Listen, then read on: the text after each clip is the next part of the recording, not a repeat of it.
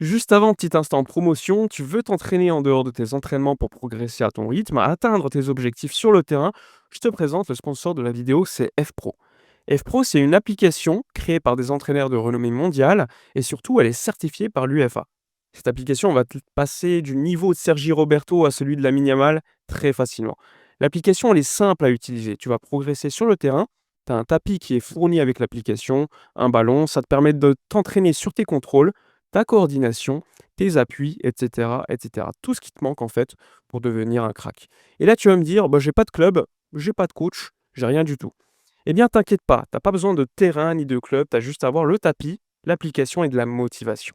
Il y a déjà plus de 140 000 utilisateurs dans plus de 80 pays dans le monde. Tu as des académies de grands clubs européens qui l'utilisent, le PSG, l'Inter de Miami, etc.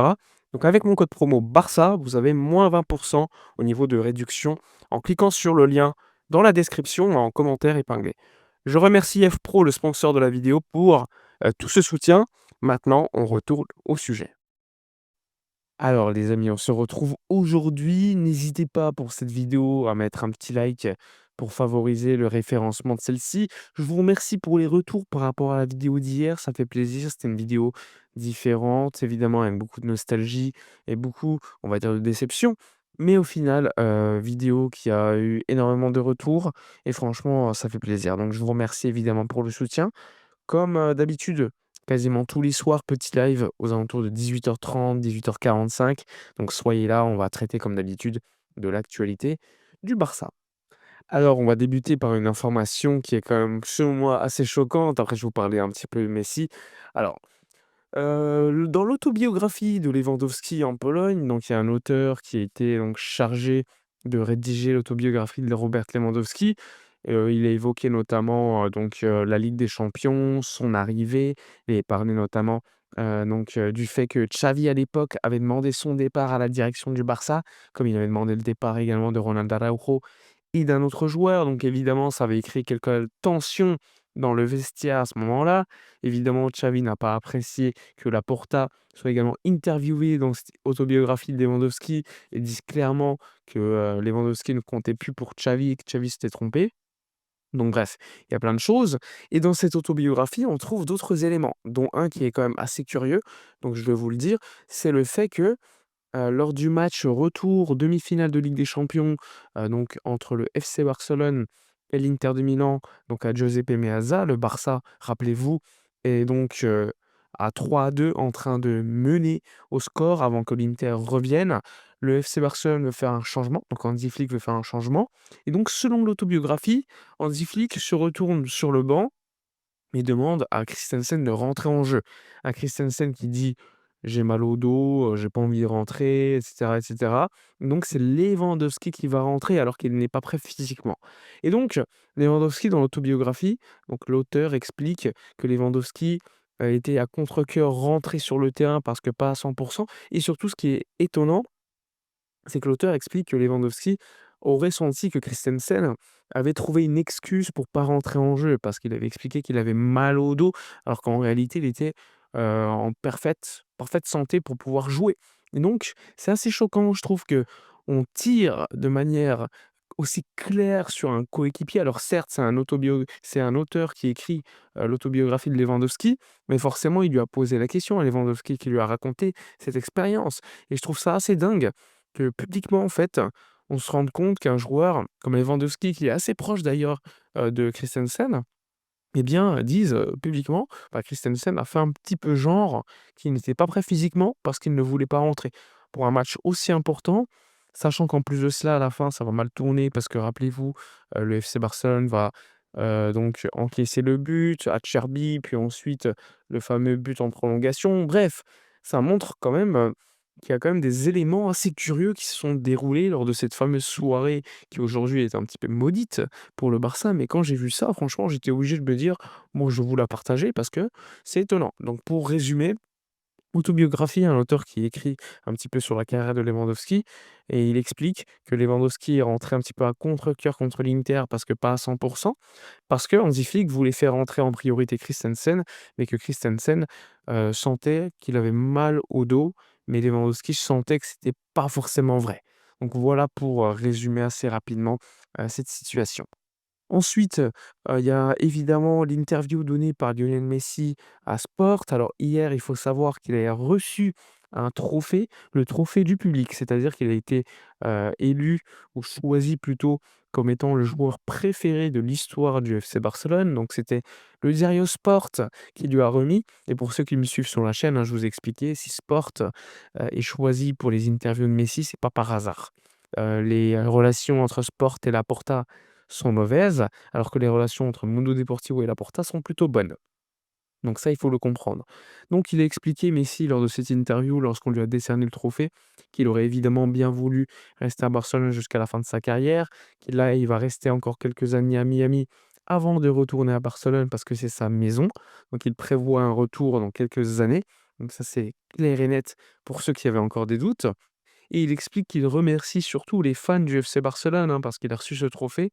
Il est vachement émouvant quand même Messi lorsqu'il explique qu'il voulait rester, mais qu'il pouvait pas, qu'il y a eu des au revoir en pleine pandémie, donc il y avait personne, il y avait pas de public. Ouais, donc on sentait un petit peu un Messi qui était touché, un petit peu à l'instar de l'interview que je vous avais traduit, la dernière fois, donc dans la continuité. Donc un Messi qui a toujours aussi mal de son départ, hein, mais j'ai envie de vous dire, c'est aussi pour cela que les relations avec Laporta ne sont pas forcément très bonnes et que voilà, le Barça veut quand même un hommage pour Messi, probablement lorsque le stade sera terminé. Mais il faudra voir d'ici là qui est le président, parce que Laporta, est certes favori, mais il y a d'autres, candidats. D'ailleurs, je vous présenterai les programmes lorsque ceux-ci seront dispo, lorsqu'on aura confirmation de la candidature de certains. Mais en tout cas, il faudra voir si les relations réussissent quand même à être améliorées parce que le Barça prévoit une statue pour lui, mais il doit également donner son accord pour choisir la statue, mais également dire: «OK, je veux un hommage». Bref, plein de choses qui forcément, eh bien, doivent, découler d'une relation quand même plutôt saine. Aujourd'hui, ça semble toujours pas le cas, donc c'est aussi un élément qu'il faudra suivre. Sinon, parler de Ter Stegen. Le Beşiktaş serait très intéressé par le prêt du gardien allemand pour 6 mois. Prêt logique, hein, parce que gros salaire et surtout personne en Europe va acheter un joueur qui n'a pas joué depuis quelques mois. Donc c'est assez attendu. Le FC Barcelone prévoit donc de libérer de la masse salariale en janvier pour Marc-André Ter Stegen. Donc à voir, hein, il y a plusieurs clubs intéressés.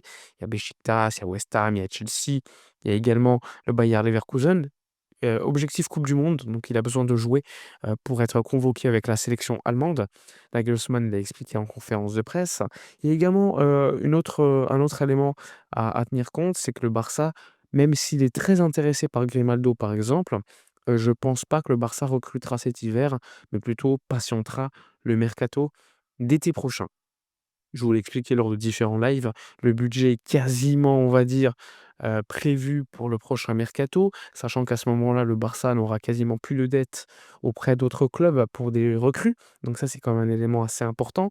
À noter également, pour ceux qui suivent l'actualité, le nouveau maillot pour les prochains gros matchs, on va dire, à commencer par la Super Coupe, d'Espagne en Arabie Saoudite. Il y a un nouveau maillot, le maillot numéro 4, inspiré, on va dire, d'événements qui sont passés en 2005, Classico 3-0 Bernabéu, Ronaldinho, Eto'o et cetera. Donc c'était assez énorme. Donc nouveau maillot. Perso, je le trouve pas dingue. Pas dingue le maillot, mais le Barça considère que c'est un maillot assez intéressant. Nike l'a sorti donc il y a quelques jours. Maintenant, dans les commentaires, vous me direz votre avis. Il devrait être porté, comme je vous l'ai dit, en Supercoupe d'Espagne, mais également lors de matchs comme le Classico, en Copa del Rey et cetera. Donc il faudra suivre. Concernant les retours de blessures, alors pour faire simple, Rafinha attendu contre Bilbao, tout comme Joan Garcia. Normalement, Rafinha devrait jouer quelques minutes. Joan Garcia devrait être titulaire. Pedri, il faudra patienter soit Chelsea, soit un match contre Alaves un peu plus tard. En tout cas, le FC Barcelone va quand même récupérer des forces. Sachant que ce week-end, enfin le retour au Spotify contre nous, contre Bilbao, avec des événements. Il y aura un petit concert avant le match. Il y aurait évidemment des petits spectacles, feux d'artifice, sans oublier une surprise concernant normalement le ballon avant le début du match qui devrait être lancé coup d'envoi par une star. Donc à voir qui ça sera. On parle beaucoup de Ronaldinho, de Eto'o. Pour l'instant, il y a pas de certitude, donc on verra à ce moment-là qui est évidemment, l'homme choisi ou la femme choisie pour, lancer le coup d'envoi, au Spotify Camp Nou, le nouveau, stade, même s'il n'est pas encore terminé. Objectif, fin de travaux avec le toit et cetera, fin 2027.